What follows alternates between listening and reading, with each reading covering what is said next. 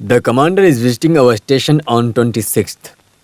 Speed breakers have to be painted, roads has to be made, and general clearance of our area has to be maintained. Yes, sir. And report the progress before 20th. Yes, sir. Okay, you may go. Thank you, sir.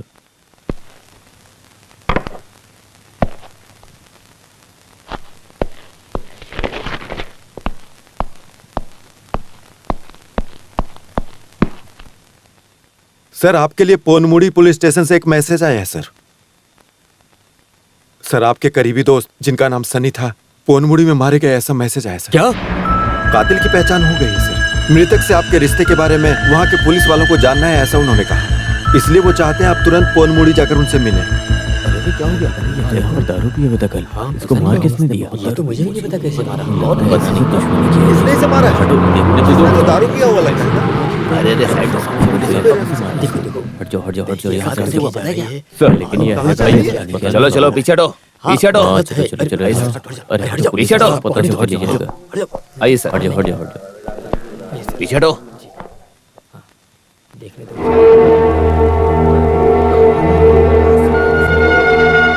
लेकिन ये है काम, कुछ पता नहीं sir.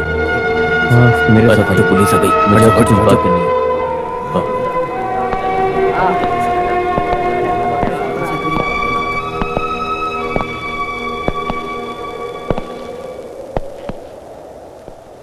Sir, आप army man हैं, कुछ भी सहने के लिए और सामना करने के लिए हिम्मत रखते हैं, ये मैं जानता हूँ। हाँ बोलो। सर, आपके दोस्त का खून आपकी खुद की पत्नी ने किया है। No, impossible. नहीं सर, उन्होंने खुद पुलिस स्टेशन में आके कत्ल का स्टेटमेंट दिया है। वो भी स्टेशन लॉकअप में है। सर, आप उनसे मिल लीजिए।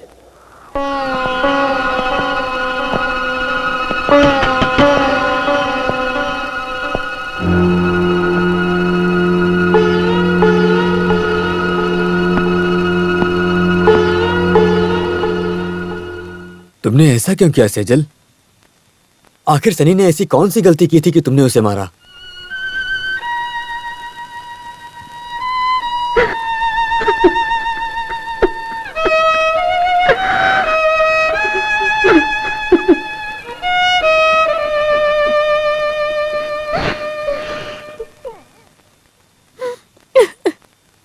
आपने जो अपराध किया उसके बारे में कोर्ट से क्या कहना चाहती हैं? मेरे इस जुल्म के लिए कोई भी सजा देंगे तो मुझे मंजूर है। इसके अलावा मैं और कुछ भी नहीं कहना चाहती हूँ। मेरे पास कोई शब्द नहीं है अपने आप को बेगुनाह साबित करने के लिए।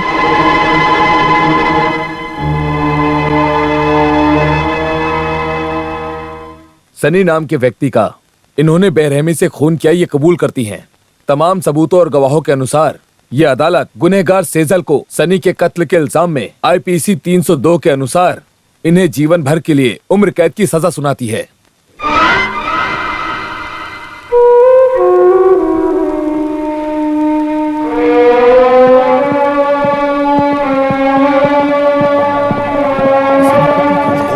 इसमें किसी का तो क्या होगा? चलिए, मैं जाता हूँ। कितने चक्कर लगाने पड़ेंगे मुझे ये बताइए। तारीख कब है? देखिए, आप बहुत पैसे ले लिए हैं। अब और कितना पैसा खर्च करूंगा? देखिए, बार-बार चक्कर लगाने से मैं बहुत थक चुका हूँ। ये सब विधि का विधान है। अब तो बताओ सेजल, तुमने ऐसा क्यों किया? उसकी कौन सी गलती थी? आप ये सवाल मुझसे मत पूछिए, इसका जवाब मेरे पास नहीं है। जब बेटी बड़ी होगी, माँ के बारे में पूछेगी तो उसे बताइएगा कि उसकी माँ जिंदा नहीं है। मैंने आपको भगवान माना है, आइंदा कभी मुझसे मिलने मत आइएगा। मुझे भूलने की कोशिश कीजिएगा हमेशा हमेशा के लिए। यही विनती है आपसे, कभी मत आइएगा मिलने, भूल जाइएगा।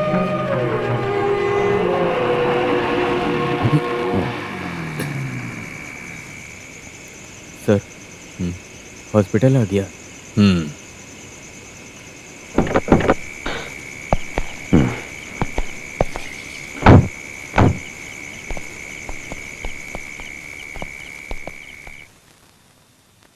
मौत उसके दरवाजे पे खड़ी है, उसे कभी भी कुछ भी हो सकता है। सबसे पहले वो मिस्टर नंबियार को कुछ बताना चाहती थी, लेकिन आखिर में सेजल ने आपसे और बेटी से मिलने के लिए मुझसे कहा। मैं सब कुछ जानता हूँ इसलिए बता रहा हूँ। आप उससे कुछ जानने के लिए सवाल करना चाहते हैं या बताना चाहते हैं तो बता सकते हैं। वो मिलना चाहती है। सेजल आपसे अपनी बातें बताना चाहती है। शायद आपके मन को और मरने के बाद उसकी आत्मा को शांति मिलेगी।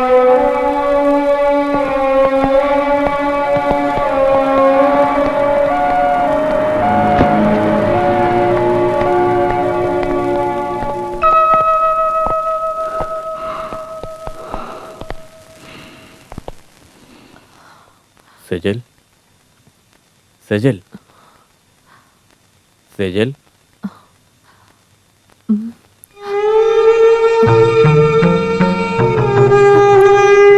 देखो कौन आया है।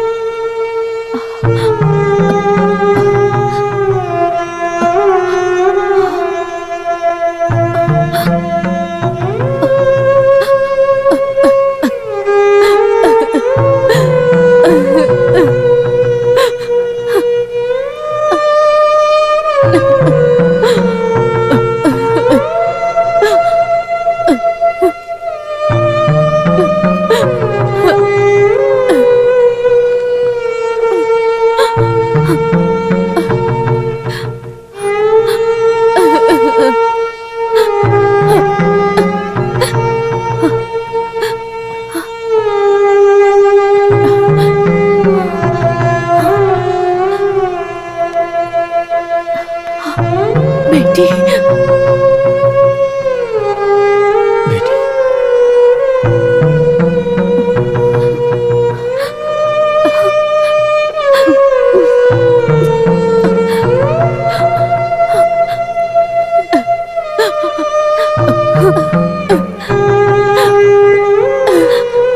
बेटी तो मुझे माफ कर देना।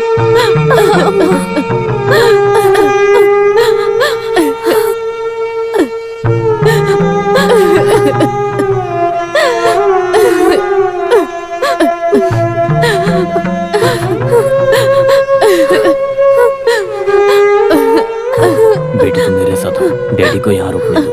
मैं आपकी बेटी को अपने साथ ले जाता हूँ। आप मेरे घर आइएगा। मैं वृंदावन कॉलोनी में रहता हूँ, नंबर 2 में। ओके बेटी, डॉक्टर अंकल के साथ जाओ, मैं बाद में आता हूँ। आओ बेटी, आओ।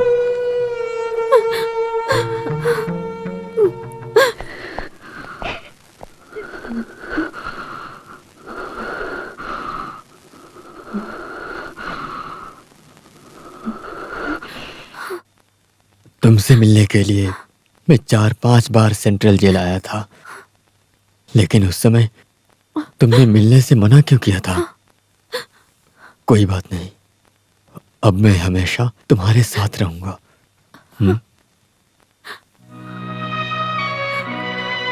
आप जब मुझसे मिलते तो मुझसे सवाल पूछते, तो उस सवाल का जवाब मैं नहीं दे सकती थी, इसलिए मैंने मना किया।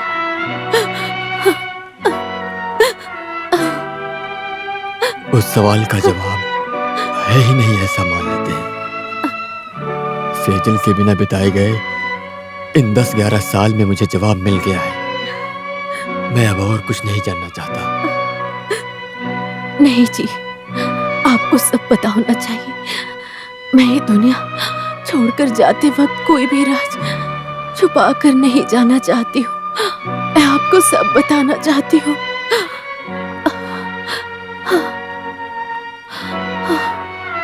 नहीं सेजल, नहीं, मैं कुछ भी नहीं जानना चाहता हूँ। मुझे मेरी सेजल वापस चाहिए। सुनिए जी, आप लोग से 8 साल अलग होने के बाद भी ये रहस्य मैंने जो छुपा कर रखा वो बताना चाहती हूँ।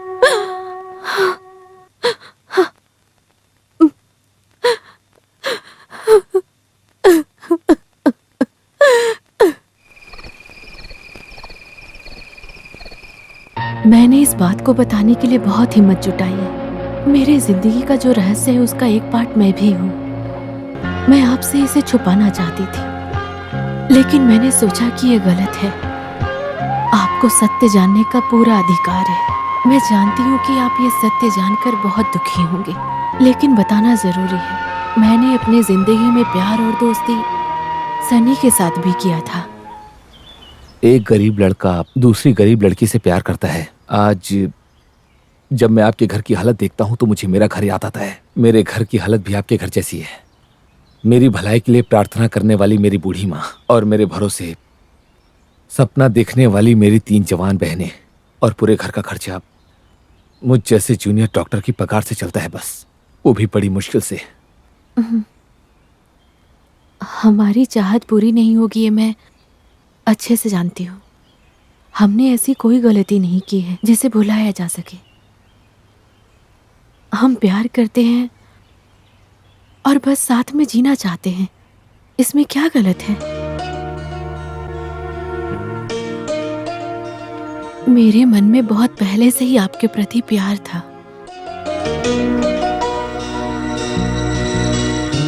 आपके प्यार से ज्यादा मेरे परिवार की जिम्मेदारी मेरे लिए बहुत बड़ी है, इसीलिए हमें हमारे प्यार को भूलना पड़ेगा। इसके अलावा हमारे पास और कोई चारा नहीं है। उसके बाद हम कभी भी अकेले नहीं मिले, लेकिन हम कहीं हॉस्पिटल में या रास्ते पे कहीं नजर पड़ जाते थे तो थोड़ा सा मुस्कुरा देते थे। एक दिन सड़क पर मुझे रोककर बात करने की कोशिश की, लेकिन मैंने बात नहीं की और मैं आगे बढ़ गई। मैंने उनकी एक भी बात नहीं सुनी। एक दिन जब आप हॉस्पिटल में थे तो सनी ने मुझसे आपसे शादी करने की जबरदस्ती की। मैं आपसे शादी नहीं करना चाहती थी क्योंकि मैं सनी से प्यार करती थी। मिस्टर राजशेखर जी सिर्फ मेरे दोस्त नहीं बल्कि मेरे भाई जैसे हैं, लेकिन उनसे जरा सावधान रहना। अगर वो कोई भी सवाल करें तो जवाब मत देना। कोई बहाना करके वहां से निकल जाना, नहीं तो वो वापस तंग करेंगे। यही उनका स्वभाव है। पर कोई बात नहीं, मैं संभाल लूंगा। वो जब भी मिलते मुझे आपसे शादी करने के लिए कहते और मैं ये नहीं करना चाहती थी। मुझे समझ में नहीं आ रहा था कि मैं क्या करूं। अभी मुझे मेरी एक्स गर्लफ्रेंड का लवर बनकर नहीं बल्कि एक भाई या पिता की जिम्मेदारी से सेजल को अच्छी जिंदगी देनी है।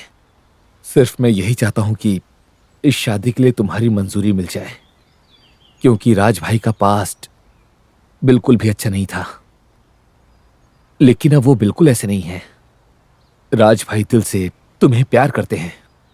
मैं जानता हूं कि उन्होंने पास्ट में कई सारी गलतियां की हैं, पर उन्होंने जब से तुम्हें देखा उन्होंने सिर्फ और सिर्फ तुम्ही से प्यार किया। इसका गवाह मैं हूं। सेजल, अगर तुम इस शादी के लिए मान जाओगी तो सिर्फ तुम्हारा ही नहीं बल्कि तुम्हारे पूरे परिवार का भला हो जाएगा। मेरी बात मानो, शादी के लिए हाँ कर दो। तुम और वो खुशी से जिंदगी जियोगे। तुम्हारी सारी तकलीफें भी दूर हो जाएंगी। शादी के लिए तुम मान गई हो, ये बात मैं राज भाई से कह दूंगा। उस वक्त सन्नी के जिद से मैंने शादी के लिए हाँ किया, लेकिन उस वक्त से मेरे मन में सिर्फ आप ही रहे हैं। आपको खुश देखकर हमसे ज्यादा खुश सनी होता था। वो आपको हमेशा खुश देखना चाहता था। और एक दिन सनी, राज भाई बहुत ज्यादा खुश हैं। तुम्हें भी खुशी है ये मैं जानता हूं, और सच कहूं तो मैं भी खुश हूं। सनी, ये एहसान मैं कभी नहीं भूल पाऊंगी। सन्नी, तुम जल्दी से शादी कर लो। मैं सच में बहुत ज्यादा खुश हो जाऊंगी।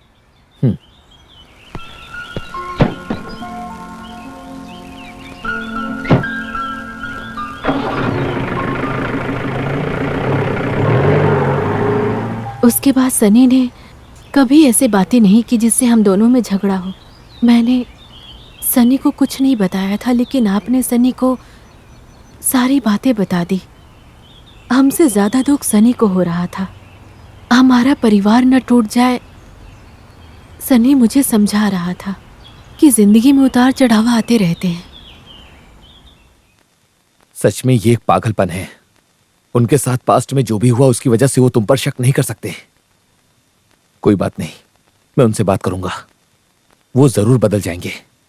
मैंने ऐसी कोई गलती नहीं की है, लेकिन वो मुझ पर शक करते हैं।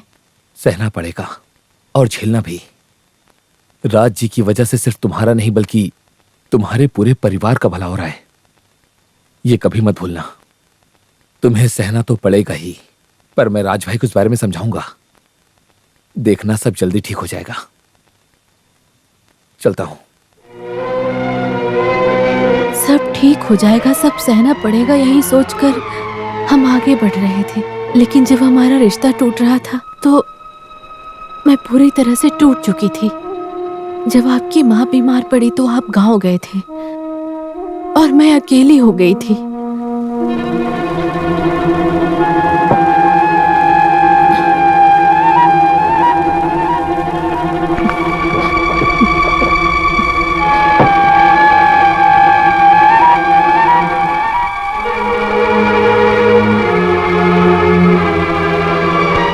मैं अपनी जिंदगी में कभी रोशनी नहीं देखना चाहती थी, इसलिए मैंने सोचा कि मैं अपनी आंखें बंद कर लेती हूँ। मैं सबसे बहुत दूर जाना चाहती थी।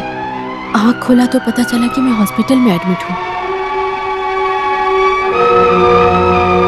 ये अब ठीक है, हो सकता है आज शाम तक ये डिस्चार्ज हो जाए।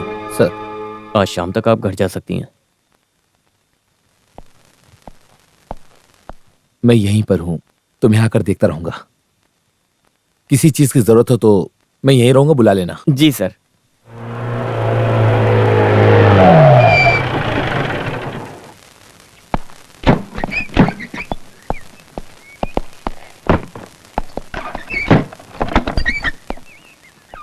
सेजल, तुम जाके नहा के फ्रेश हो जाओ और अच्छे से खाना भी खा लेना ताकि तुम्हें ताकत मिले। पांडे, तुम यहीं पर रहना, मैं काम खत्म करके रात को आता हूं, ठीक है? जी सर।